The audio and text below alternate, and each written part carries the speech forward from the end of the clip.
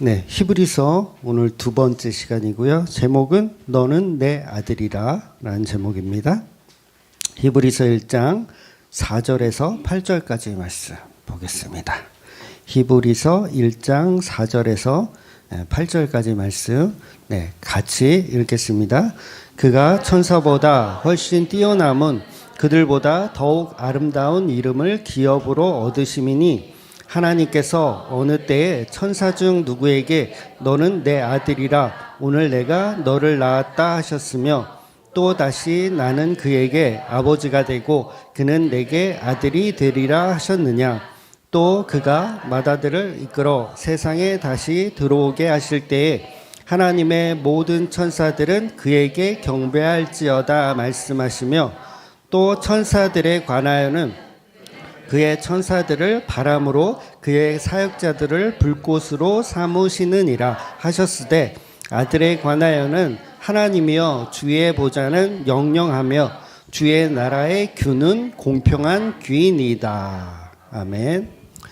네, 오늘 본문에 보면 이제 천사들이 이야기가 등장을 하죠. 그 히브리 지난주에 이제 히브리 유대인들에게 주는 메시지라 그랬어요. 그러니까 기독교로 전향한 히브리인들에게 주는 메시지.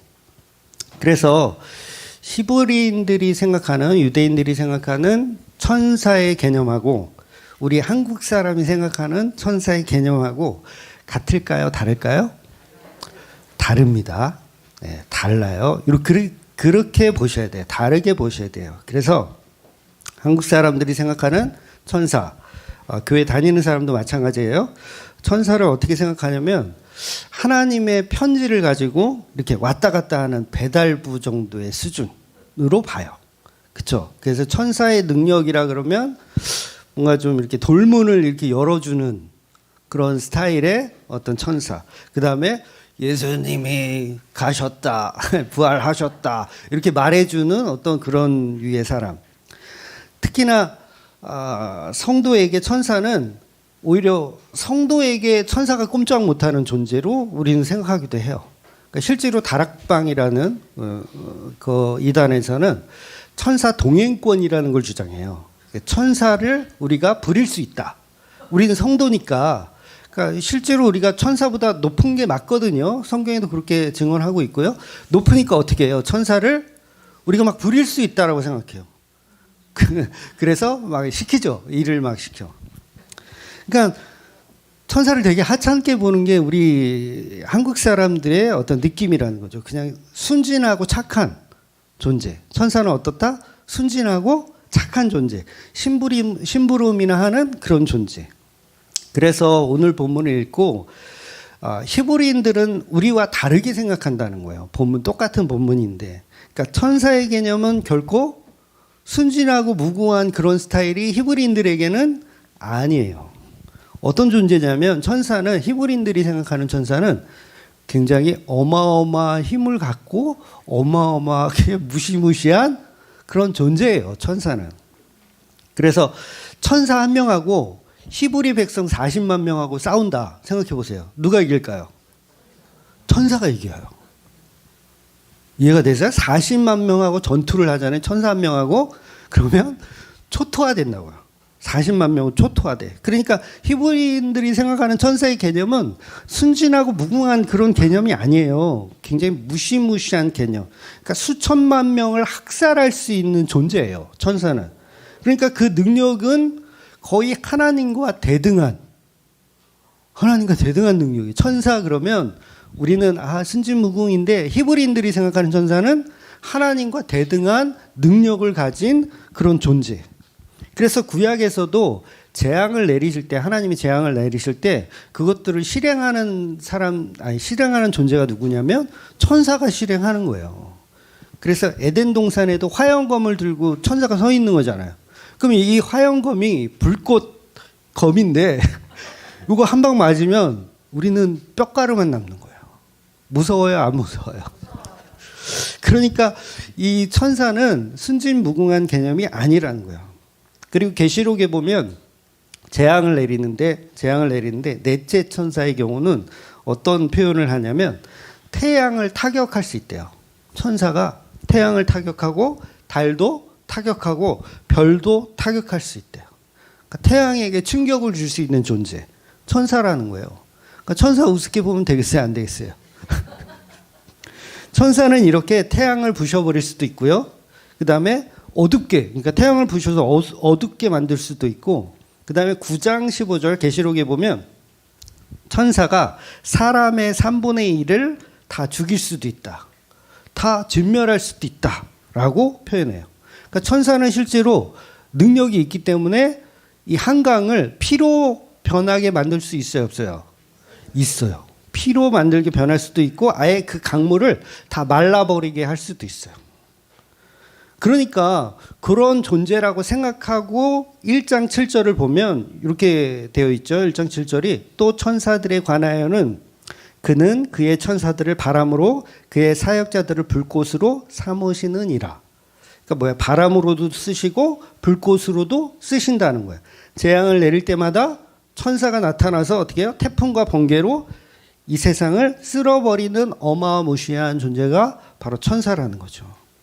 그래서 하나님이 천사들에게 저것들 죽여라고 하면 천사들이 와가지고 거기를 다 진멸시켜버리는, 지구를 끝장낼 수 있는 존재가 천사라는 거예요.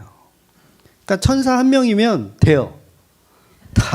다 쓸어버리는 건 시간 문제. 대한민국 쓸어버리는 거는 1시간이면 돼요. 1시간도 안 걸려요. 천사가 하면. 그러니까 지금 히브리서가 말하는 천사는 우주를 파괴할 수 있는 능력을 갖춘 대단한 천사. 그 대단한 천사보다 누가 더 뛰어나다라는 말을 하는 거예요. 예수님이 뛰어나다라는 말을 하는 거예요. 그러니까 이게 초등학교식으로 이렇게 질문을 하자면 하나님하고 예수님하고 싸우면 누가 이겨요? 이런 질문. 그거에 대한 대답이 뭐냐면 대등하다예요. 대등하다. 물론 예수님과 하나님은 싸울 일이 없으시죠. 삼위 하나님은 서로가 서로에게 영광을 돌리시는 분이고, 하나님은 그 아들의 말이라면 죄악된 우리도 그냥 용서하시고 천국으로 받아주시는 그런 하나님이세요. 그리고 예수님도 마찬가지죠. 하나님의 명령이라면 자기 목숨을 십자가에 내어줄 수 있을 만큼 하나님께 순종하는 분. 그러니까 서로가 서로에게 순종하시는 분, 영광을 돌리는 삼위일격의 하나님이라는 거예요. 즉 본문은 예수님은 하나님과 동등한 분이다라는 걸 천사를 동원시켜가지고 유대 출신의 기독교인들에게 설명하고 있는 내용이에요. 그러니까 예수님이 하나님과 대등하다는 얘기를 지금 히브리서 서론이 하고 있다고요. 그러니까 더구나 4절에서는 예수님은 하나님의 아들이라는 호칭까지 받았다라는 거예요. 여러분, 이 호칭은요, 우리가 생각할 때 그냥 호칭이 아니에요. 하나님의 아들이라는 뜻은 하나님과 동일하다, 그런 뜻이에요. 개가 새끼를 낳으면 개새끼. 말이 새끼를 낳으면 망아지. 맞죠? 소가 새끼를 낳으면 송아지. 하나님이 새끼를 낳으면 하나님인 거예요. 그러니까 그 예수님은 하나님이니까 그 하나님에게 모든 기업을 주었다. 그래서 맏아들이란 표현을 하잖아요. 맏아들이란 표현은 하나님한테 아들이 뭐 둘째 아들, 셋째 아들, 넷째 아들 많아서가 아니라 맏아들이란 표현은 그에게 모든 상속권을 주었다라는 의미인 거예요. 그래서 우리 모든 것은 다 누구의 것? 예수님의 것이에요. 예수님에게 준 거예요. 그러니까 예수님은 모든 만물의 상속자이며 이 모든 것은 처음부터 예수님의 것이었다는 거죠. 창조 때부터 지금까지 하나님의 아들 것이라는 거예요. 그래서 지난주 본문에서도 하나님을 태양이라고 하면 예수님은 그 태양에서 뿜어져 나오는 빛과 열기라고 했잖아요. 그러니까 하나님의 형상이 곧 예수님. 그러니까 구약에서도 예수 그리스도의 선제라고 해서 구약에서도 예수님이 있어요, 없어요? 있는 거예요. 예수님이 하나님으로서 일을 해오셨던 거예요. 존재하셨던 거예요. 그러니까 하나님 아버지는 전능하신 하나님이고 그 하나님의 아들은 바로 십자가에 무기력하게 죽은 그 나사렛 시골 출신의 예수, 그분이 바로 하나님이다라는 이야기를 하는 거예요. 어마무시한 내용을 지금 서론으로, 히브리서가 서론으로 이야기하는 거죠. 그래서 본문 6절에 그 무시무시한 천사들보다 그 예수님은 더 위대하시고 천사들이 예수님에게 뭘 한다? 경배를 한다는 거예요. 한 명 갖고 40만 명을 때려 죽일 수 있는 그 천사가 누구에게 경배한다? 예수님에게 경배한다는 거예요.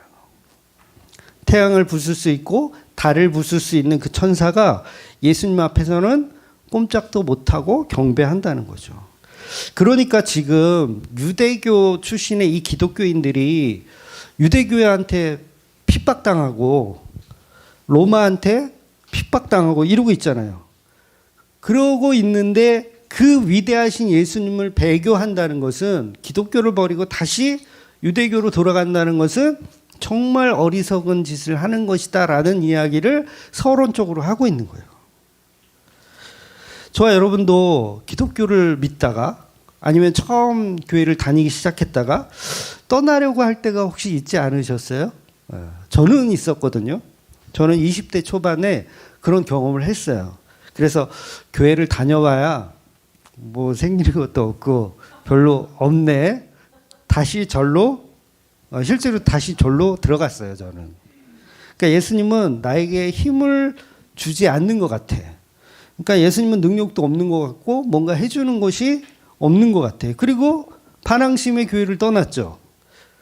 그러니까 지금 본문을 읽고 있는 독자들은 유대파 기독교인들이기 때문에 전부 그런 고민을 갖고 있는 상태예요. 기독교에 왔는데 좋아요, 안 좋아요?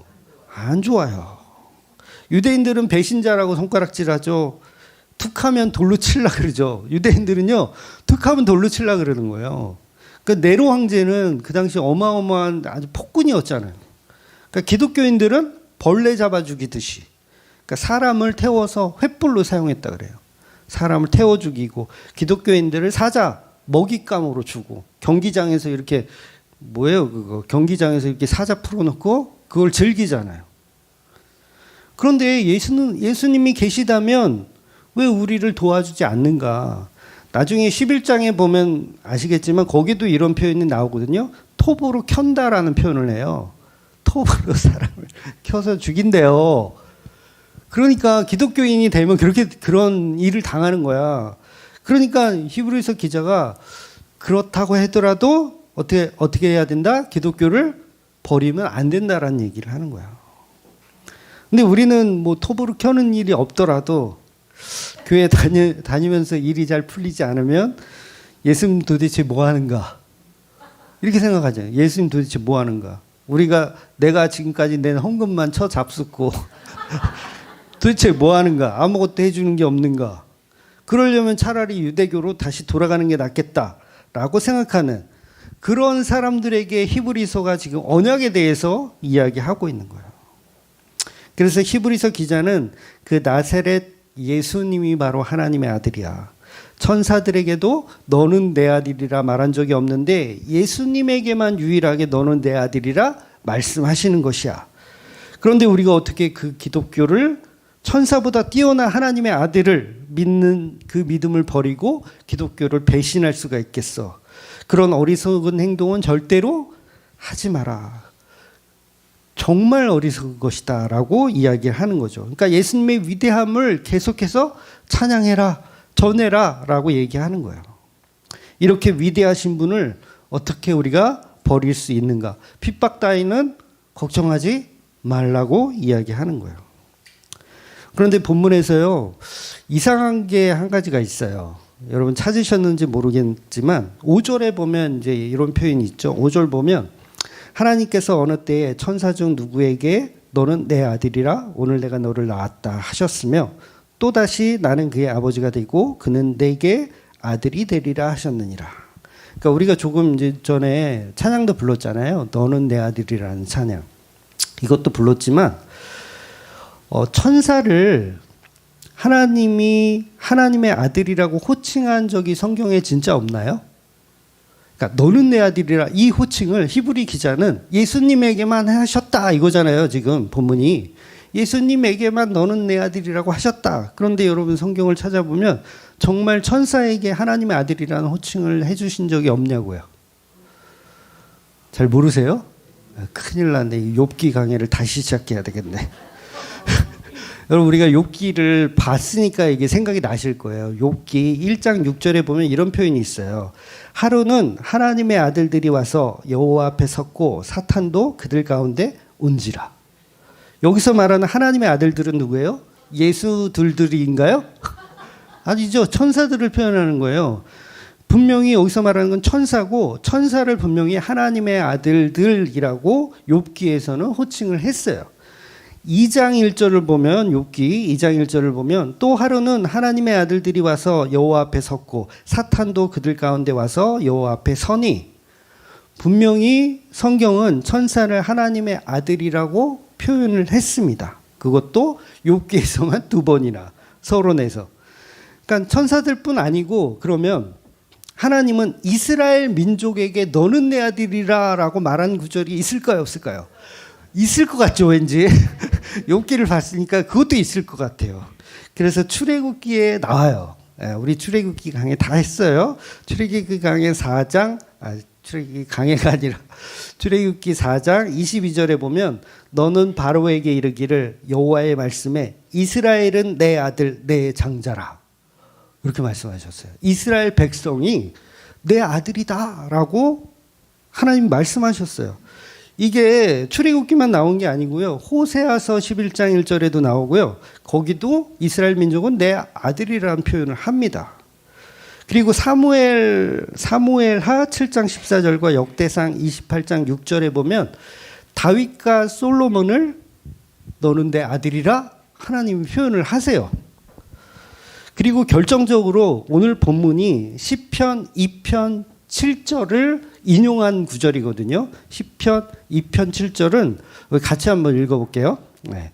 시작. 내가 여호와의 명령을 전하노라. 여호와께서 내게 이르되 너는 내 아들이라. 오늘 내가 너를 낳았도다. 여러분 이 시편 2편은 다윗의 시로 추정이 되거든요. 그러면 여기서도 너는 내 아들이라는 표현을 했어요, 안 했어요? 했어요. 분명히 히브리서 기자는 이게 히브리서가 누가 썼는지 모른다 그랬잖아요. 히브리 형이라 그럴게요. 그냥 앞으로 히브리 형이 구약에 능통하신 분이잖아요. 그런데 이분이 구약에 능통할 때인데 이런 내용들을 알고 있었을 텐데 분명히 예수님 말고도 이스라엘 백성을 하나님의 아들이라 다윗과 솔로몬을 하나님의 아들이라 라고 표현한 것을 분명히 알고 있을 텐데 왜 오늘 히브리서 1장 서론에서는 왜 예수님에게만 하나님의 아들이라는 표현을 했다라는 거짓말을 하죠? 거짓말이잖아요. 거짓말 아니에요? 거짓말이잖아요. 여러분 노아의 시대도 그런 표현 했잖아요. 하나님의 아들들이 사람의 딸들과 결혼했다라는 표현을 했잖아요. 거기서 말하는 하나님의 아들들이 예수들이에요? 아니죠. 바로 그거는 하나님의 약속된 자손을 의미하는 거거든요. 자손. 그러니까 뭐 셋 족속, 뭐 가인 족속, 뭐 이런 족속들이 있을 때 하나님의 아들들을 그렇게 표현하는 거예요. 물론 천사로 해석하시는 목사님들도 계세요. 근데 중요한 건 예수님 말고도 분명히 하나님의 아들들이라는 표현을 했다는 거예요. 그러면 히브리서 기자는 알 텐데 왜 본문에서 거짓말을 하고 있을까? 여러분 유대인들은요 성경을 달달 외우는 사람들이에요. 히브리서를 딱 받아봤을 때 그거 알까요 모를까요? 알아요. 이거 거짓말이네. 언제 예수한테만 하나님의 아들이라는 표현을 했어? 구약에 다윗도 솔로몬도 이스라엘 백성도 그렇게 얘기했는데 라고 생각을 할 거예요. 그래서 여러분 성경은요 해석해서 들어야 돼요. 그러니까 해석하지 않으면 무슨 말인지 못 알아들어요. 그 이유는 뭐냐면 히브리서 13장까지 전부 다 읽고 나면 알게 되실 거예요. 아, 이게 거짓말이 아니라 왜 이렇게 표현을 했는지 다 읽고 나면 알게 되실 거예요. 그래서 성경은 절대 한 문장으로 해석해서는 안 됩니다. 그래서 성경은 책별로 봐야 된다 그랬잖아요. 책별로. 그러니까 제가 요새 그 보는 드라마가 하나 있어요. 재밌더라고요. 성경은요, 역설과 반전이죠. 역설과 반전이에요. 근데 이 드라마도 역설과 반전이에요. 제목이 뭐냐면 이토록 친밀한 배신자. 혹시 보셨는지 모르겠어요? 이게 미스테리 스릴러인데 아직 마지막 편이 아직 안 했어요. 다음 주에 할 것 같아요. 마지막 편이. 그러니까 이게 왜 그러냐면 1편하고 2편을 이제 보잖아요. 1화, 2화를 보면 거기서 추정되는 범인이 있잖아요. 그러면 그 범인이 뭐예요? 이 사람이라고 생각을 하게 돼. A라는 사람이 있다면 A라는 사람이라고 생각하게 돼.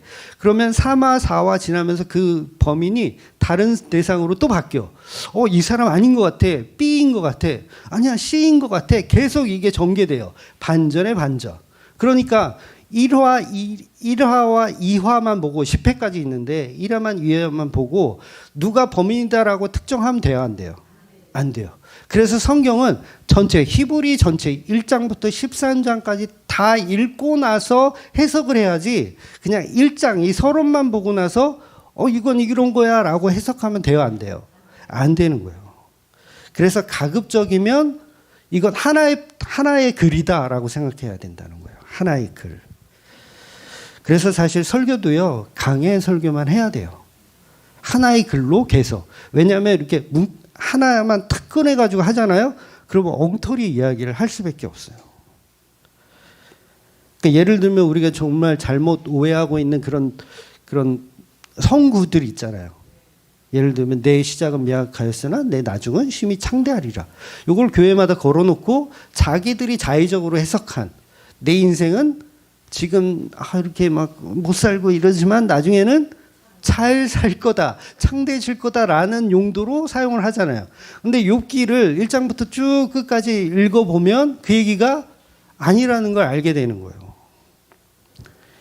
그러니까 또 한 가지 우리가 대표적으로 잘못 오해하고 있는 성경 구절 하나가 뭐냐면 이 예레미야 33장 3절이거든요.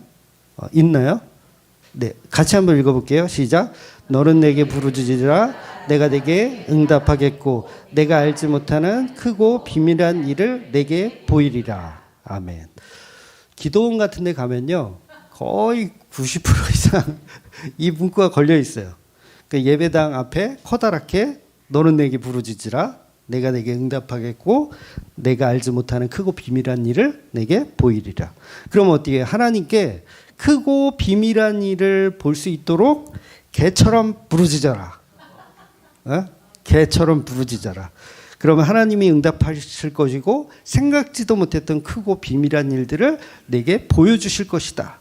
그러니까 우리 인생에 어떤 기적이 일어날 것을 기대하면서 열심히 기도해요. 그러니까 그 비밀을 캐기 위해서 하나님 주시는 비밀을 얻기 위해서 금식하여 기도하고 철야하고 산기도 하고 방언도 해보고 낙타 무릎도 해보고 뭐 관상기도가 좋다더라 그러면 관상기도도 해보고 주여 백창을 해보고 주여 천창을 해보고 크고 비밀한 일을 얻기 위해서 우리가 기도를 그렇게 막 열정적으로 하더라는 거예요. 그런데 예레미야 전체를 읽고 나면 33장 3절이 그 이야기가 아님을 알게 되더라는 거예요. 그러니까 놀라운 것은 그보다 이제 예레미야 7장에 가면요.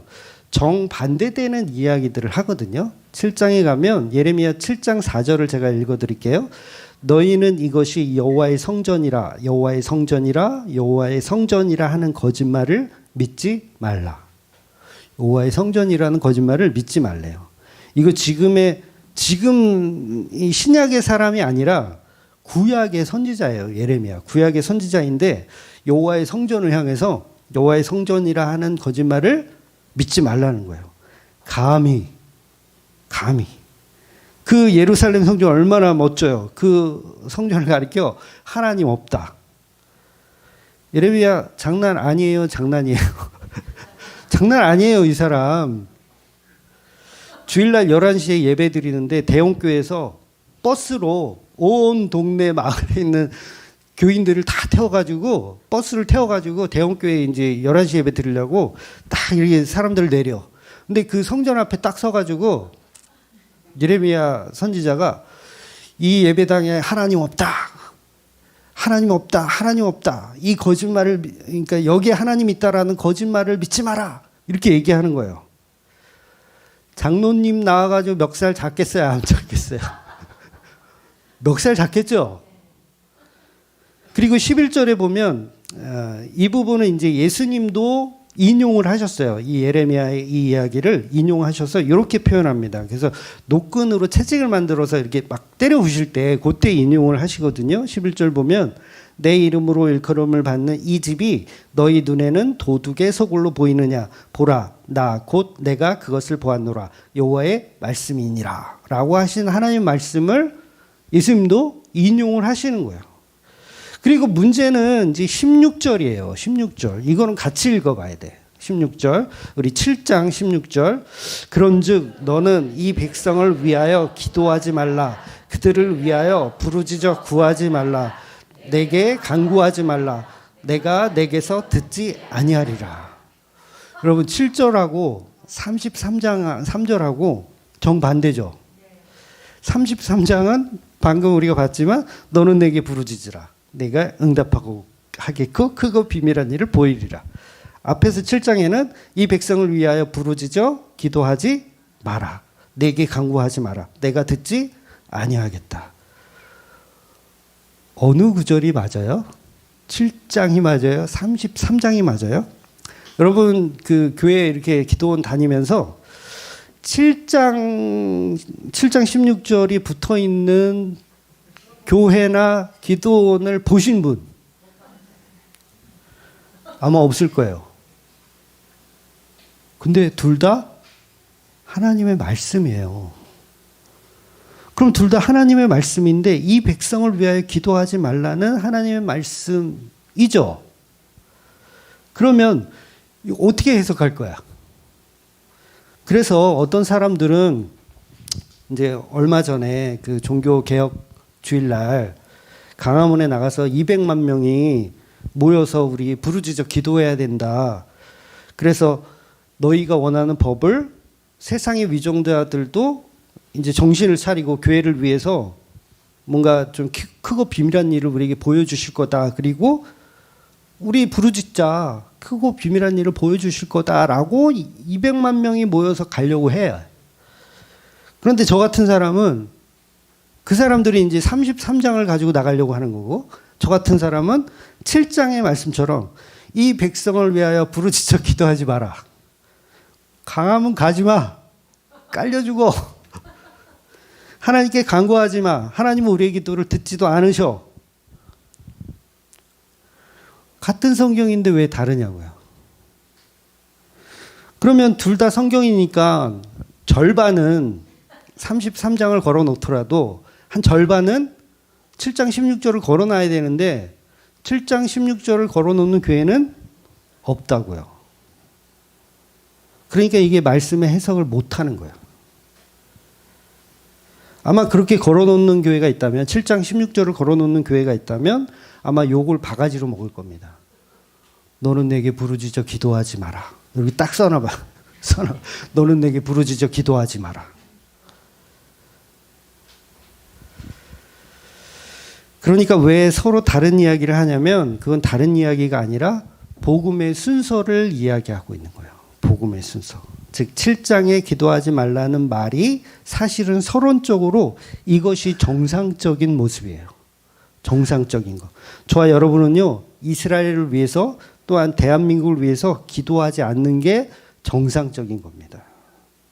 왜냐하면 이미 이스라엘 백성에게 하나님은 매를 드시기로 결정을 하셨어요. 매를 드시기로 결정했어. 그래서 뭐예요? 기도할 필요 없다고 얘기하는 거예요. 기도하지 마라. 쟤네들은 쳐맞아야 돼. 그래서 어떻게 해요? 바벨론을 들어서 이스라엘을 멸망시키는 거예요. 그런데 왜 33장에 가서는 다시 기도하라 그러죠? 그럼 뭐예요? 그래서 그걸 언약이라고 하는 거예요. 다 망했어. 두드러 팼어. 그 다음에 뭘 줘? 언약을 주는 거예요. 회복을 주는 거예요. 언약을.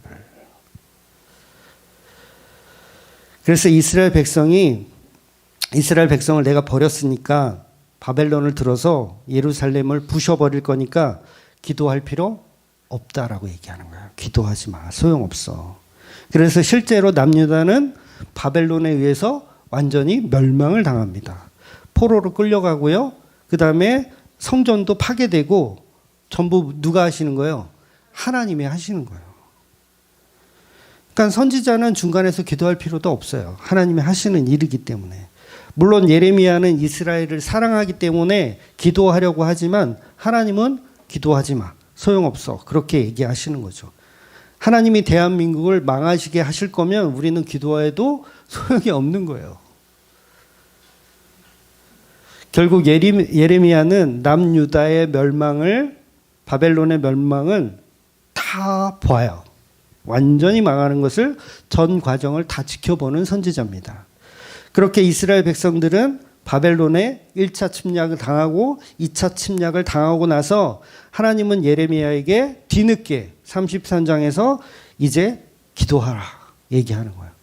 아니 망하기 전에 기도하라고 하지. 왜 망한 다음에 기도하라고 그래요. 그러니까 이게 복음의 순서예요. 반드시 인간은요. 죄로 망한 다음에 예수님이 오시는 거예요. 죄로 망한 다음에. 예수님은 절대로 망하지 않고 의로운 자에게 오지 않으세요. 이스라엘 민족이 율법을 잘 지켜서 망하지 않아. 그러면 예수님이 올 필요가 없잖아요. 욥이 망해야 찾아가시는 거예요. 안 망하면 찾아가실 필요가 없어요. 그러니까 우리가 율법을 잘 지켜서 절대로 망하지 않아.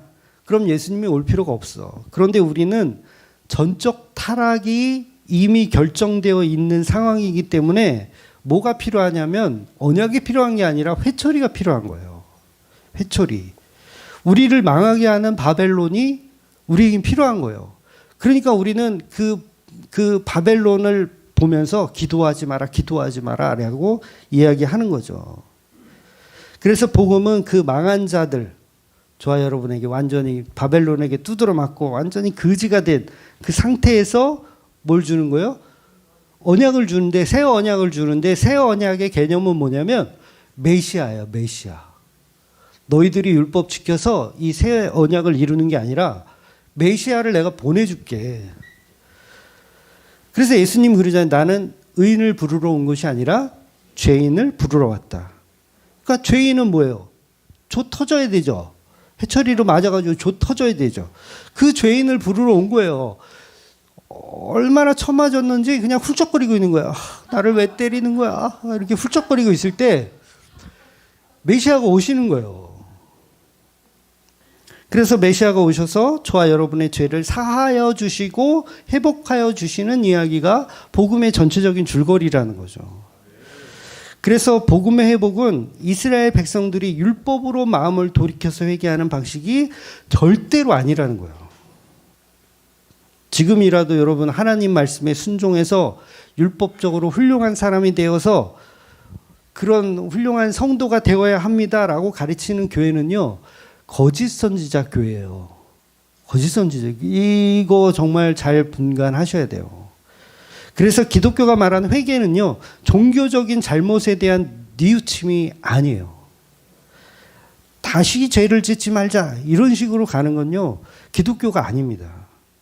기독교의 회개는 뭐냐면 메시아를 기다리지 않은 거예요. 메시아를 기다리지 않은 거. 메시아가 왔는데 그 메시아를 알아보지 못하는 거. 그 메시아를 십자가에 매달아 죽이는 거. 이게 회개하지 않는 거예요.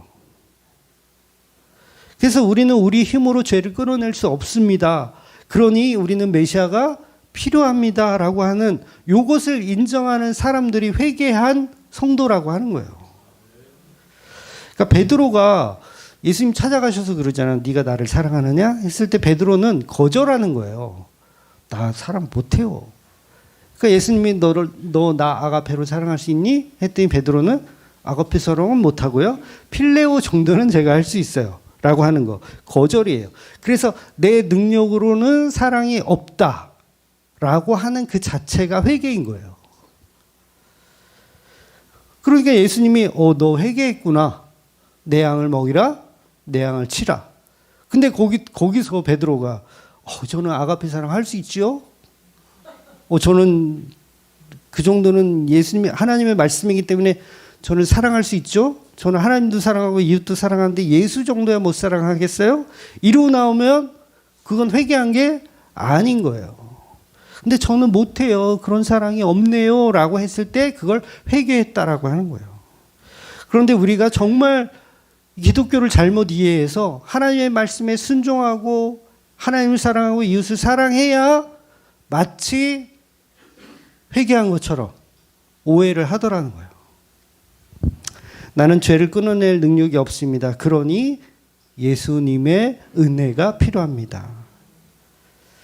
그러니까 누가복음 11장도 그러잖아요. 구하라 그러면 너에게 주실 것이요. 찾으라 그러면 찾을 것이라. 문을 두드리라 그러면 너에게 열릴 것이라. 여기서 말하는 찾는 건 다 뭐예요? 우리는 다 부귀영화를 찾잖아요. 교회 와가지고 목사님이 찾으라. 뭐 문제 있어? 너 하나님이 너네 아빠라며. 달라고 해. 뭐 돈 필요해? 달라고 해. 하나님의 아빠라며 창조주. 그러니까 이게 뭐예요? 이게 다 잘못된 거예요. 여기서 구하고 찾고 두드리는 건 뭐예요? 결국은 성령이에요. 성령. 성령을 너희에게 주시지 아니하겠느냐예요. 더 좋은 것. 이것들보다 더 좋은 성령을 주시지 않겠느냐. 그래서 우리가 기도하는 것은요, 성령밖에 없어요. 우리가 회개가 불가능한 존재이기 때문에 성령을 받아야 회개가 나오는 거예요. 그래서 그 성령이 오시면 요한복음에서도 뭐라 그래요? 죄에 대하여, 의에 대하여, 심판에 대해서 알게 되는 거. 완전히 다른 시각을 갖게 되는 거예요. 종교적인 윤리 도덕적인 시각에서 기독교를 이해하는 것이 아니라 우리는 전적 타락, 메시아이신 예수가 필요한 존재로 완전히 바뀌는 거예요. 시선이 완전히 바뀌는 거. 그래서 윤리 도덕적인 회개는 그냥 학교에서 배우는 거고 절에서 배우는 거예요. 우리 기독교는 반드시 메시아를 믿는 겁니다. 메시아이신 예수 그리스도. 그래서 예레미야가 너는 내게 부르짖으라. 크고 비밀한 일이 뭐예요? 그게 바로 메시아, 예수. 예수를 볼 것이다. 예수 그리스도라는 메시아, 구약의 언약을 가지고 설명하는 거. 그래서 성경은 전부 다 이 언약에 관한 이야기예요. 구약의 언약, 신약의 언약. 그래서 크고 비밀한 일은 메시아를 보내줄게요. 너의 바벨론으로 망했잖아. 다 끝났지? 그런데 내가 새 언약 줄게. 뭐냐면 메시아가 오실 거야. 그러니까 부르짖어 기도하면 성령이신 메시아가 우리 곁에 오실 것이다 라는 이야기를 하는 거예요. 바로 이 히브리서 전체 주제가 바로 이겁니다. 새 언약에 관해서. 구약의 언약과 신약의 언약이 전부 예수님의 십자가로 완성되었음을 설명하는 게 히브리서예요. 그러니까 예레미야 33장 3절은 기도원에 붙여놓고 자기 소원 성취를 위해서 기도하라는 이야기가 결코 아니라는 거죠. 메시아이신 예수님으로 인해서 복음에 관한 이야기를 하는 거예요. 그래서 기도원에는 원래 7장 16절이 붙어 있어야 맞아요. 왜냐하면 기도원에 오는 인간들이 전부 뭐 때문에 와요? 우리 아들, 딸 수능 잘 보게 해달라고. 나 사업이 안 되니까 사업 좀 잘 되게 해달라고. 교회를 개척했는데 교인들이 없어가지고 먹고 살기 힘드니까 요거 부흥 좀 시켜달라고. 그렇게 해서 기도하러 온 거잖아요. 그럼 뭐가 붙어 있어야 돼요? 7장 16절이 붙어 있어야 돼요. 기도하지 마라. 연병할 인간들아, 이렇게. 기도하지 마라. 이렇게. 그러면 그거 보고 회개해야 돼. 아, 그렇구나. 내가 잘못 알았구나. 7장 16절이 우리에게 주시는 메시지였구나. 나는 그런 것들을 기도하는 게 아니라 정말 크고 비밀하고 은밀한 일은 메시아이신 예수가 우리 안에 오는 것이구나. 요걸 깨닫고 기도원을 내려와야죠. 근데 전부 너는 내게 부르짖으자만 있으니까 막 부르짖어가지고 어떻게든지 그냥 차지하려고. 아니야, 소용없어. 기도할 필요가 없어. 너네들은 끝났어. 라고 하는 그 메시지를 우리 기독교인들은 전적 타락의 개념으로 이해해야 된다는 거예요. 그래서 지금도 기독교인들이 자기 죄악을 깨닫고 자기가 회개하고 돌이켜서 자기 하나님께 순종해서 하나님께 칭찬받겠다는 논리들은 전부 거짓 선지자의 논리들인 거예요. 기독교는 자기가 하나님께 돌아가는 게 아니에요. 우리 툭 하면 뭐 하나님께 돌아가자 막 이런 얘기 흔하게 하잖아요. 하나님께 돌아가자. 이게 다 종교예요. 유대교예요. 유대교. 그냥 종교. 근데 기독교는 뭐냐면 예수님이 오셨다. 그래서 그걸 메시아 언약이라고 하는 거예요. 메시아가 너희 곁에 갈 것이다. 언약. 그래서 그걸 믿고 기다리는 거. 그러니까 지금 히브리 이 글을 읽는 사람들이 메시아의 오심을 기다리지 못하니까 자꾸 흔들리잖아요. 핍박받고 막 이러니까 흔들리잖아요. 그러니까 흔들리지 말고 그 언약을 끝까지 지켜라. 그 얘기를 하는 거예요. 복음이 너무 간단하지 않아요? 복음 너무 간단해요. 우리가 어떤 행위를 내놓을 곳이 없어요. 그냥 오직 믿음이에요. 오직 그러니까 오데솔라 그러면 오직 믿음, 뭐 오직 성경, 오직 은혜, 오직 그리스도, 오직 하나님께 영광인데 요거를 그냥 한마디로 줄이면 오직 예수예요. 그냥 예수. 오직 예수. 요거를 개혁주의라고 하는 거예요. 오직 예수를 이 교회는 개혁주의 교회다 그러면 이 교회는 오직 예수만 말하는 교회구나 라는 게 개혁주의예요. 그래서 개혁주의는 대한예수교 장로회 땡땡땡 이렇게 써져 있는 게 개혁주의 교회고요. 근데 간판만 대한예수교 장로교인데 오직 예수를 전하지 않고 뭐예요? 너는 내게 부르짖으라를 그러니까 예수 없는 설교가 넘쳐나고 있어요. 지금도. 구약에 복을 주신 하나님만 열심히 믿어요. 오죽하면 예레미야 7장에서 너는 내게 부르짖어 기도하지 마라. 그러니까 교인들은 지옥 가도 마땅한 죄인들인데 예수님 오셔서 나를 믿어라 말씀하시는 거예요. 나를 믿어라. 그 죄악에서 예수님이 우리를 건져내시는 게 기독교라는 거죠. 그래서 우리는 구원자가 필요합니다. 우리는 지금 똥간에 빠져가지고 허우적거리고 있어. 똥간에 빠져가지고 나갈 힘이 없어. 나갈 힘이 있으면 예수님 안 와도 돼. 나갈 힘이 있어요, 없어요? 없어요. 돈 싫어하는 사람 있으면 나와봐. 명예 싫어하는 사람 있으면 나와봐. 어디 지나가다가 누구 하나 이렇게 구출해가지고 뉴스에 한번 나오면은 그 인생은 대박 나는 거 아시죠? 그러니까 그런 욕심이 우리 인간은 다 있단 말이에요. 그러니까 죄악에서 빠져나갈 방법이 우리한테는 없어요. 그래서 예수님 오셔가지고 똥 묻은 우리를 이렇게 건져내 주시는 게 기독교가 말하는 복음이라는 거예요. 그러니까 본문에서 천사는 하나님의 아들이 아니고 인간도 하나님의 아들이 아니라 예수님만 하나님의 아들이다라고 표현하는 이 말은 이 땅의 천사들이 하나님 아들로 있었던 이유, 이스라엘 백성도 하나님의 아들로 있었던 이유, 다윗이 하나님의 아들로 있었던 이유, 솔로몬이 하나님의 아들로 있었던 이유는 전부 예수님을 가리키기 위한 표적들이었다라는 거예요. 그러니까 히브리서는 거짓말을 하는 게 아니라 그걸 설명하고 있는 거예요. 모든 것은 예수님을 가리키기 위한 손가락이며 표적들이었다라는 거죠. 그러니까 히브리 기자는 처음부터 거짓말로 시작하는 게 아니라 구약 성경을 가지고 예수를 보는 원리에 대해서 서론으로 설명하고 있는 거예요. 그러니까 우리는 못 알아들으면 어떻게 해요? 야, 이 히브리 기자 이거 틀렸네. 이스라엘도 하나님의 아들이라고 표현했는데 다윗도 하나님의 아들, 솔로몬도 하나님의 아들이라고 표현했는데 이거 잘못했네라고 따지면 그걸 바보라고 하는 거예요. 복음 모르네라고 하는 거예요. 모든 성경은 하나님께 그 아들 예수에 관한 이야기를 계속 하고 있는 겁니다. 그러니 유대인들이 율법주의자들이 너희가 알고 있는 그 구약의 언약들이 결국 예수님을 드러내기 위한 목적이었다라는 걸 계속 설명하고 있는 거예요. 그러니까 다윗 왕국 얼마나 아름다워요.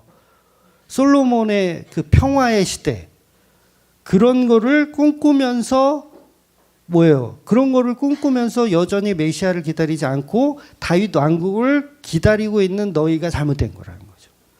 그러니까 히브리서 이 지금 상황에서 여전히 다윗 왕국을 꿈꾸고 있어요. 유대교 출신 기독교인들도 뭘 꿈꿔요? 다윗 왕국을 여전히 꿈꾸고 있는 거예요. 근데 우리의 삶은 어때요? 톱으로 켜서 죽어야 내일이면 톱으로 켜져서 죽을지도 몰라. 그러니까 그 핍박 때문에 뭘 해? 배교를 할 수 있는 상황이 자꾸 오더라는 거예요. 그래서 히브리서 기자가 펜을 들은 거죠. 성령에 의해서 메시지를 보내고 있는 겁니다. 그래서 그 고통, 그 모든 것은 사실 처음부터 예수님이 다 감당해내고 계신 거다. 그러니까 너희가 하는 것들은 아무것도 아니다라는 이야기를 하는 거예요. 그러니까 그 믿음을 끝까지 지켜서 나아가자라는 이야기를 하는 거죠. 그래서 이제 내가 예수님에 관해서 이제 시작을 할게라고 히브리서 기자가 서론으로 이야기하는 겁니다. 그러니 복음이 얼마나 이게 크고 비밀한 일인지 몰라요. 신부된 교회라는 의미, 이제 다음 주에는 이제 사람에 관해서 천사와 비교해서 또 보겠지만, 신부된 교회라는 의미가 예수님과 연합이잖아요. 예수님과 연합. 그러니까 부부는 한 몸이에요.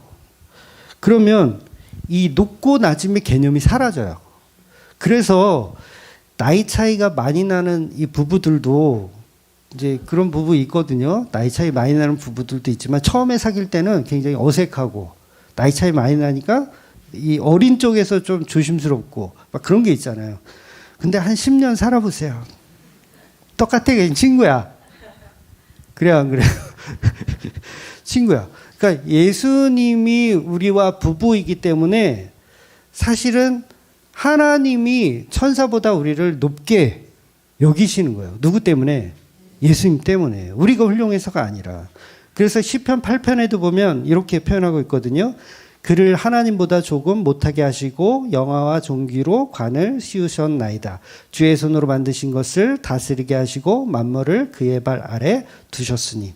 그러니까 이 말씀은 우리가 예수님과 동등하니 교만해져라 이런 얘기가 아니라 히브리서 기자가 말하고 싶은 것은 복음의 가치에 대한 설명을 하는 거예요. 이 복음의 가치는 뭐다? 천사보다 위대한 예수님과 결혼하는 일이다라는 이야기. 이걸 제대로만 이해한다면 지금 당하고 있는 핍박은 사실 아무것도 아니죠.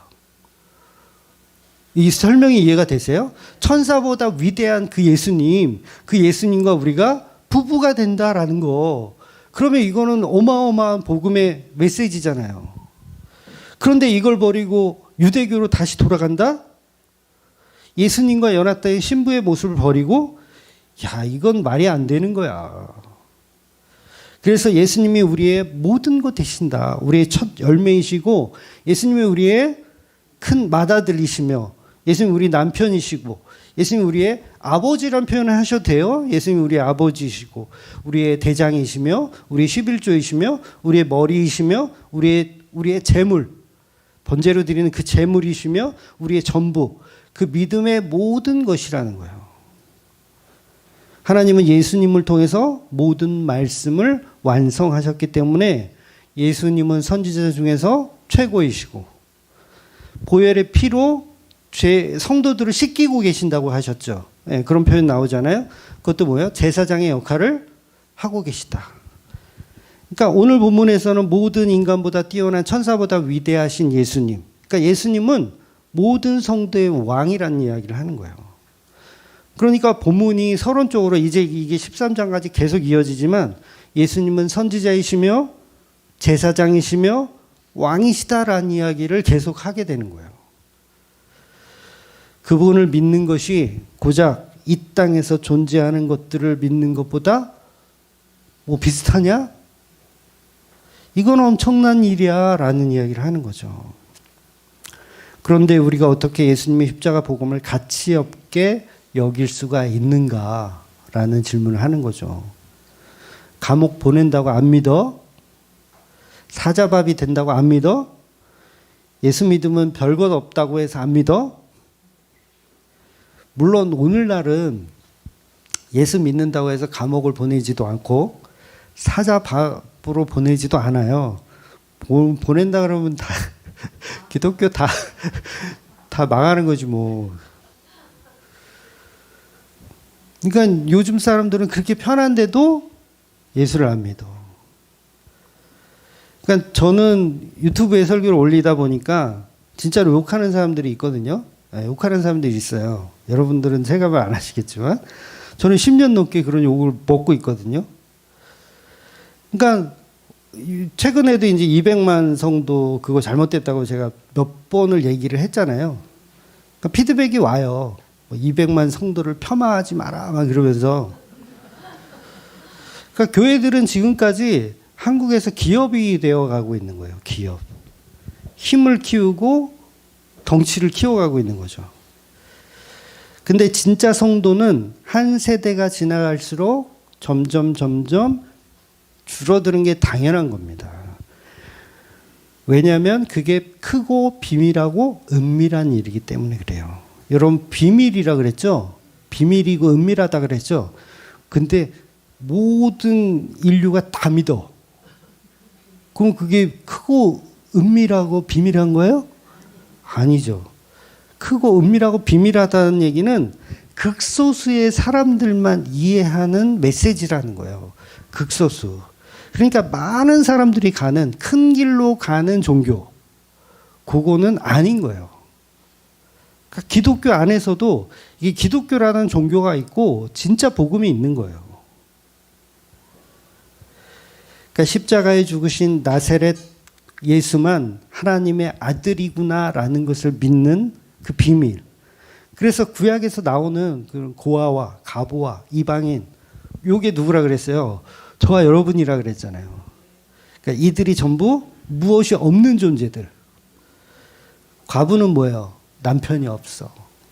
고아는 엄마가 없어. 엄마 아빠가 없어. 이방인은 고향이 없어. 나라가 없고 땅이 없어. 그래서 나사렛 예수 그분이 우리의 아버지이시고 우리의 남편이시고 우리의 고향이신 거예요. 고향. 하나님 나라죠. 예수님이 하나님의 나라. 그래서 그 예수님이 너는 내 아들이라 말씀하시는 거예요. 우리 찬양에서 부르는 것처럼 내가 십자가의 그 고통으로 내가 너를 낳았다. 예수님은 실제로 십자가에서 교회를 낳는 거예요. 마치 아담이 자기 갈비뼈를 터뜨려 가지고 하와를 낳잖아요. 낳은 거예요. 이거 낳은 거. 여자는 흙으로 안 만들었어. 남자로 만들었어요. 낳은 거예요. 그럼 교회는 어디서 나와요? 예수님에게서 나온 거.